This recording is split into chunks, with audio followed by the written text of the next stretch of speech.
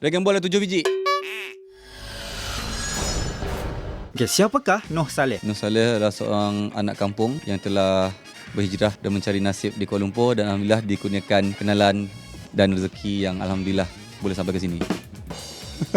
Okay, Noh sekolah mana dulu? Di SRK Anci, Miri, Sengkelomba Miri and PPKS Kuching. Ingat lagi tak lagu sekolah? Tak. Tak ingat. Macam mana? Shit. Sumpah, aku tak ingat. Bodoh sialat. Tak sekarang aku tak ingat. Dah. Kau ni buat aku dah tak kena call orang lah, bang. Apa best movie yang Noh pernah tengok? So far best movie adalah Private War yang latest saya tengok ketika balik daripada Syria. Nama dia Private War, based on true story, and this journalist and dia meninggal ketika buat coverage story peperangan Syria yang start di Homs, kerajaan bom Homs first kan, and she was there cover. Berkenaan kita orang macam ish, ni start the war 2013 start kan. She was there, so memberi impact lah. Terus tu antara filem best. Apa pula worst movie yang Noh pernah tengok? Rempit tu yang boleh aku ingat lah, macam tak payah kot kan. Budak-budak ni bawa GRO apa balik rumah kan, bawa bosia. Tak payah kot. Movie apa yang Noh dah tengok berkali-kali tapi masih lagi menangis? Satu filem yang buat aku down menangis macam orang mati adalah Grave of Fireflies. Dia based on a true story. Keluarga Jepun ketika Amerika start bombing before atom war, diorang bom, and macam mana budak kecil ni dengan abang dia. Sebab aku menangis bukan waktu menonton tau. Aku menangis 3 pagi lepas aku tengok tu. Benda tu main otak aku sampai aku termimpi. Aku bangun. Lepas tu Nina macam sabar sayang, she's in a good place now. Because kita tahu sosok orang yang dalam filem tu wujud.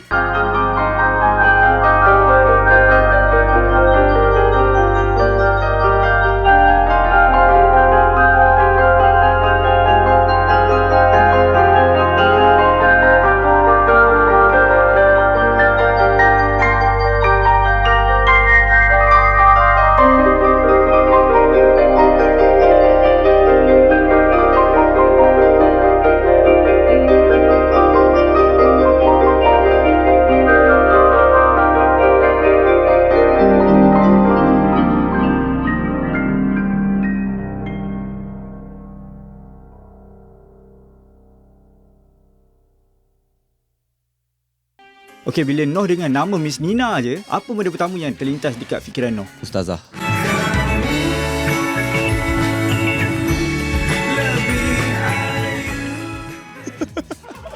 Itu je aku boleh cakap. Berapa lama Noh boleh hidup tanpa phone? Pernah tertinggal phone kan. Dia tertinggal phone ni antara keperitan kehidupan, and yet kau jumpa kedamaian kat situ. Dia first 30 hours tu, saat kita dah biasa sikit-sikit, aku nak kena update ni pula. Saat aku kerja 100% based on mobile, dia macam udara kau nafas perlu kan. Tapi selepas kau dah go through 30 minit tu, okey je, damai je sebenarnya. Right, Noh kena sambung Noh tak suka orang yang perangai macam babi. Orang yang fake. Noh suka orang yang Fake. So kita fun lah tengok dia kan. Kau faham tak? Kau dah tahu dia fake kan? Babi sama mak ni. Tapi dia at the same time dia macam layan kat dia ni kan. Dia suruh benda dia nak sampuk kan. Kau tengah cerita dia sampuk kan. Padahal dia tak ada pun. Apa best advice yang Noh pernah dapat? Aku rasa advice daripada Zain Rafiq kot. Tentu aku baru start kerja KL. Yang kita lepak mamak dia macam tanya pasal saving. Kau tahu tak saving duit tu macam mana? Entah. Aku buka ASB. So aku macam ish, boleh nanti dia deduct simpan dalam ISB setiap tahun, tahu dia bagi dividen kan. Kau macam sampai hari ni. So aku rasa tak ada orang, walaupun dia macam advice yang simple, tapi kau tahu dia adalah seorang kawan yang care about your future. Noh, kau kena buat benda ni lah. So situ aku tahu macam Zen sayang aku macam tu lah.